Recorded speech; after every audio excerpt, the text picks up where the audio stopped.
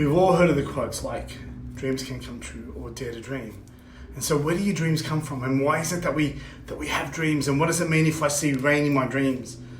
One of the prevailing perspectives on dreams is the hypothesis that we dream about the things that we've experienced whilst we're awake. And after a great deal of scientific research, and we still don't have any definitive answers.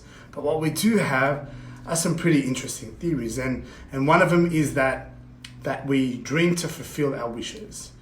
In the early 1900s, Sigmund Freud said in his research that all of our dreams and all of our nightmares are a collection of images that we've collected from our day-to-day lives and experiences, and that our dreams have a symbolic meaning, which he then states relates to fulfilling our subconscious desires. And I mean, take that in for a second.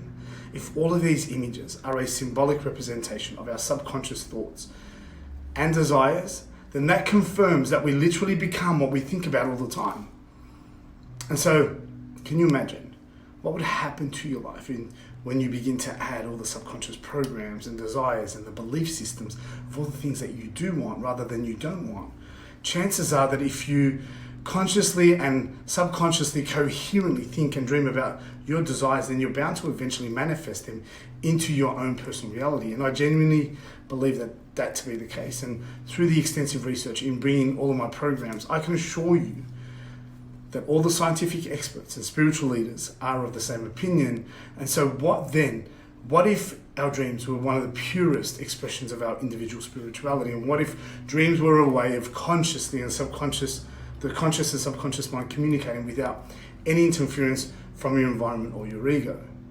Think about that for a second.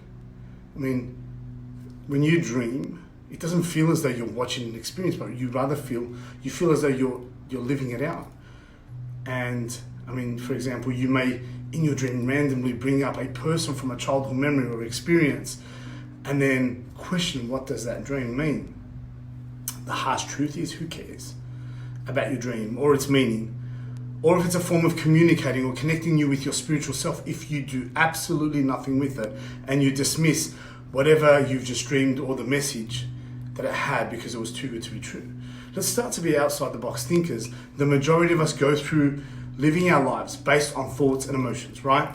And most times those thoughts and those emotions create your own personal projection of your life, even though at times, believe it or not, it may not be exactly what you're experiencing, but rather what you're choosing to experience, because the way you think dictates the way you feel. I heard this story of a great Taoist master named Chuang Tzu, who once dreamt about, or he was a butterfly fluttering in the meadows amongst the amazing sunlight and flowers, and when he woke up, he looked distressed and confused. His fellow monks asked him, "What's wrong?" And he said, "I just had a dream that I was a butterfly, and it felt so real that I was able to smell the flowers and feel the indescribable life force of that sunlight that was hitting my body."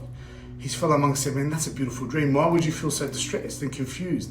He then said that the dream felt so real, he's now questioning whether he's a butterfly dreaming of being a man, or if he's actually a man dreaming of being a butterfly, as they both felt equally as real. And the way I see it is, who cares why we dream if either one of those thought processes feel real to us? Shouldn't the focus now be for us to create a thought process that feels real about the life that we desire to have, whether we have it or not? For example, if you went through the day, right, genuinely feeling like you're the happiest person alive and believed it with every inch of your being, then chances are nothing could affect you, even if you were surrounded by some unfortunate circumstances or circumstances that weren't favorable.